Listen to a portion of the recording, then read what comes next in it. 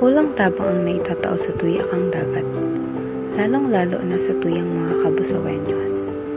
Nakakatabang ini sa iba't ibang aspeto, arugan pagkakan, pangkabuhayan, turismo, kalusugan, dibersidad, asin pag-unlad kan ekonomiya.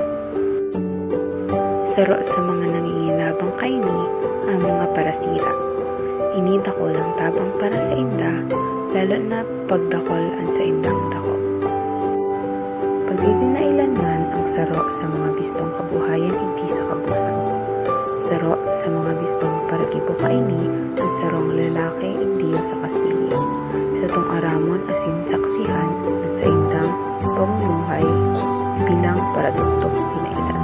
O si Joey Delanda Aguilar, nag-iedad ng 40 anyos, Kastilyo Kabusaw.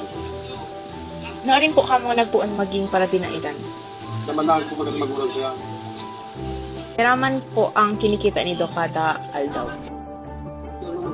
Kung ano man yan kaya, may season man yan. Kuminsan maluya, kuminsan nagmamalagin lang. Hindi, parang ganun. Yung mga istat na lang yun, maluya man ang pilintahan. Kaya kanina lang. Sapat man po ni sa pang-araw-aldaw ni Dong pamumuhay. Grabe, hindi talaga yan. Ngayon man lang kami kaya yan, hindi ko pala sa kuya na. Kung ako sa panahon, natigil siya. Paano po kung mayong saldang? Ano pong napagkakakitaan niyo? Pag saldang, yun lang, tambay lang.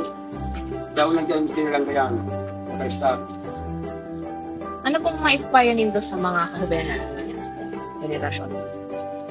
Ang mapapayo ko man lang, mga hubing, mag-eskwela din tuntong, para rin magpara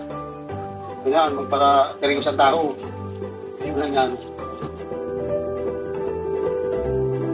Pahalagahan asin pangalagaan ta ang sa tuyang inang bayan, ta iniyot tinao sa tuya kang mahal tang Dios, asin ini ang lugar kung saan kita nagdakula sa kanabuo bilang mga individual. Iniman ang pinagkukuanan kang mga pangunahing pangangaipo kan mga tao.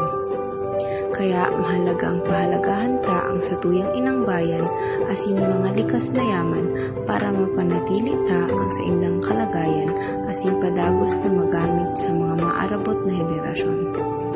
Pag inida ay maginibo, di ka makakanamit nin masiram na dinailan.